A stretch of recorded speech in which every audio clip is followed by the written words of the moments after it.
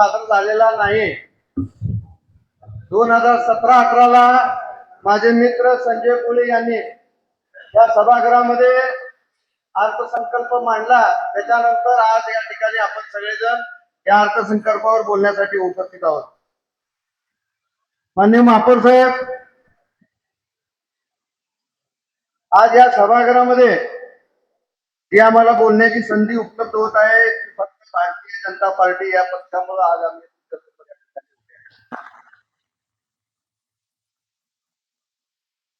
या निवडणुकीला सामोरे जात असताना या देशाचे विकास पुरुष माननीय पंतप्रधान मोदी साहेब यांचा लोकांवर असलेला विश्वास, माननीय मुख्यमंत्री देवेंद्रजी फडणवीस साहेब यांची असलेली दूरदृष्टी आणि माननीय पालकमंत्री जयकुमारजी गोरे साहेब यांचे निवडणुकीचे मायक्रो प्लॅनिंग आणि त्यांनी घेतलेली कष्ट, त्याचबरोबर रोहिणीताई तडवळकर यांचा अनुभव आणि या शहरातले तिन्ही आमदार त्यांच्या नेतृत्वाखाली ही निवडणूक लढली. त्यामुळं आज भारतीय जनता पार्टीला एवढ्या मोठ्या प्रमाणात मॅन्डेट या ठिकाणी मिळालेला आहे. आणि याचं यश आज आपल्या समोर आहे. आणि भारतीय जनता पार्टीमध्ये नव्या आणि जुन्या लोकांना घेऊन समन्वय साधून या ठिकाणी आपल्या इथे सगळं कॅबिनेट तयार झालेलं आहे. त्याचं उदाहरण म्हणजे महापौर साहेब आपण तर आहातच, पण पहिल्यांदाच निवडून आणलेले आपले उपमहापौर ताई ज्ञानेश्वरी देवकरताई यांना सुद्धा भारतीय जनता पार्टीनं पहिल्यांदा निवडून आल्यानंतर तो उपमहापौरपदी विराजमान केलेला आहे.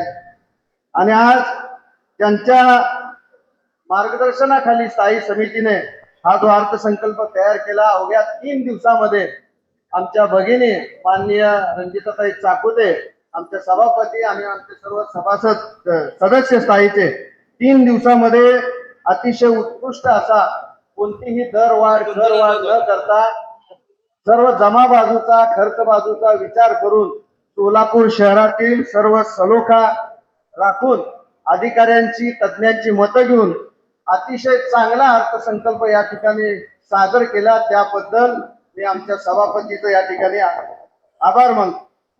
माननीय महापौर साहेब, जवळपास 650च्या वर या ठिकाणी सूचना प्राप्त झाल्या होत्या. त्यातल्या काही निवडक सूचनांचा विचार करून अतिशय चांगला अर्थसंकल्प या ठिकाणी सादर केलेला आहे.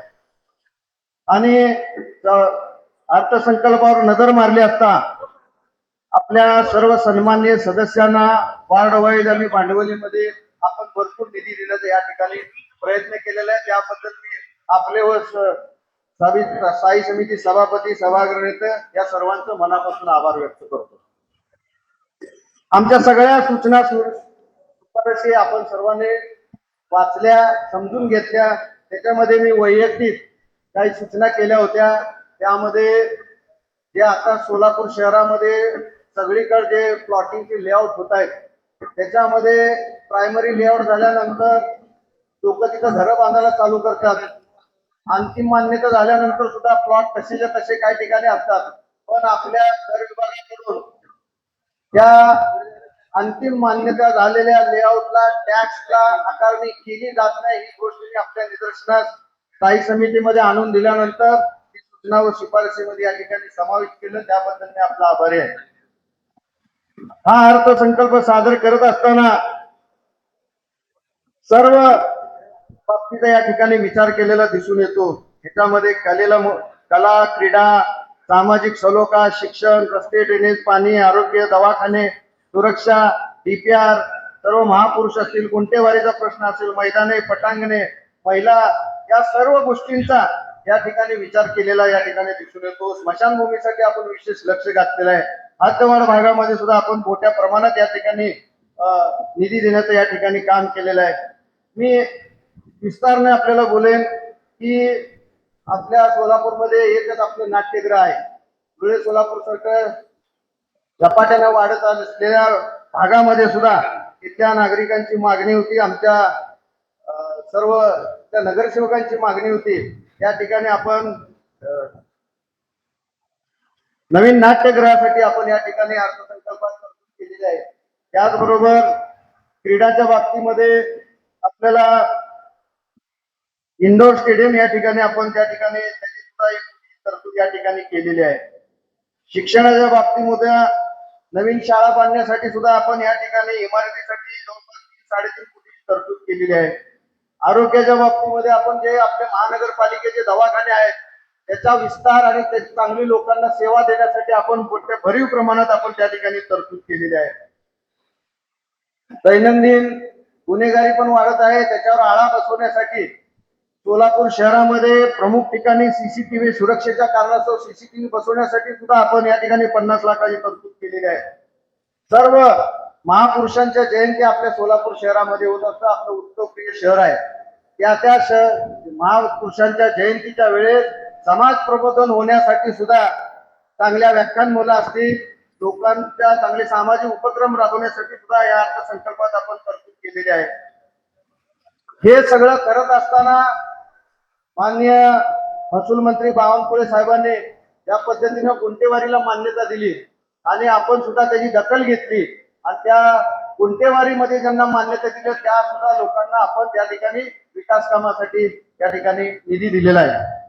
मी याच्यासोबत मैदाने आहेत, पटांगणे, याच्यात सुद्धा आपण भरपूर निधी हे करत असताना सुद्धा सोलापूरमध्ये जो एक 54 मीटरचा रस्ता रखडलेला आहे त्याचा सुद्धा आपण या अर्थसंकल्पात विचार केला. त्याचं फार मोठं आपल्याला श्रेय मिळणार आहे, कारण की रखडलेला रस्ता आता पूर्णत्वास होईल आणि सोलापूर शहरात ट्रॅफिक सुरळीत त्या ठिकाणी होणार आहे. आणि मला आवर्जून या ठिकाणी सांगायचं आहे की मराठा समाजाची मागणी होती, मराठा समाजाची मराठा भवन व्हावं असं पालकमंत्री महोदयांना एका कार्यक्रमामध्ये मागणी आली होती. आपण त्यावेळेस समक्ष होतात साहेब. त्या पालकमंत्र्यांच्या केलेल्या मागणीचा सुद्धा या ठिकाणी आपल्या अर्थसंकल्पामध्ये विचार झाला. याचा मला फार मोठा आनंद होत आहे. याच्याबरोबर फक्त मराठा समाजच नाही तर सोलापूर शहरामध्ये लिंगायत भवन बांधणे असेल, बसवेश्वर महाराजांचा पुतळा बसवणे असेल, मार्कंडेय मंदिर असेल, रूपाभवानी मंदिर असेल, या सर्वच्या सर्व, त्याचबरोबर बिरोबा मंदिर असेल, अमृतनगर मधील गणपती मंदिर असेल, सर्व जातीचा सर्व धर्माचा सलोखा राखण्याचा सुद्धा या ठिकाणी या अर्थसंकल्पामध्ये तरतूद केलेली आहे.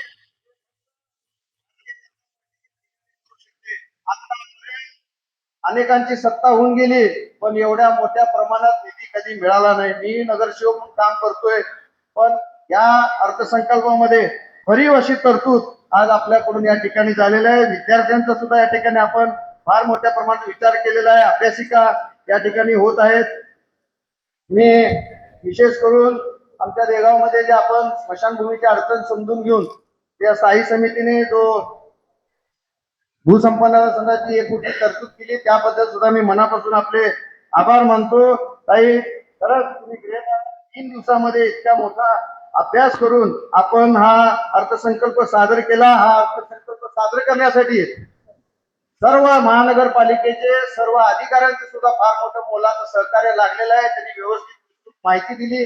काही नवीन सदस्य आहेत त्यांच्या प्रश्नांना सुद्धा ते चांगल्या पद्धतीने शांतपणे उत्तर देत होते आणि त्यांचा प्रश्न समजून घेऊन त्यांचं कसं समाधान करता येईल याच्यासाठी अधिकाऱ्यांनी सुद्धा फार मोठं या ठिकाणी कष्ट घेतलेलं आहे. या अर्थसंकल्पामध्ये अधिकाऱ्यांचं सुद्धा फार मोठं योगदान आहे. साहेब, हा अर्थसंकल्प सोलापूरसाठी फार मोठा दिलासा देणार आहे. कोणती दरवाढ झालेली नाही, सर्व समावेशक असा झालेला असल्या कारणामुळे येणारी बस सेवा आता परिवहन सुद्धा होणार आहे. हा मी एवढंच म्हणेन, सगळ्यांना घेऊन केलेला, सगळ्यांना विचारांती अतिशय उत्कृष्ट सादर केल्याबद्दल मी सर्वांचे मनापासून आभार मानतो. जय हिंद, जय महाराष्ट्र.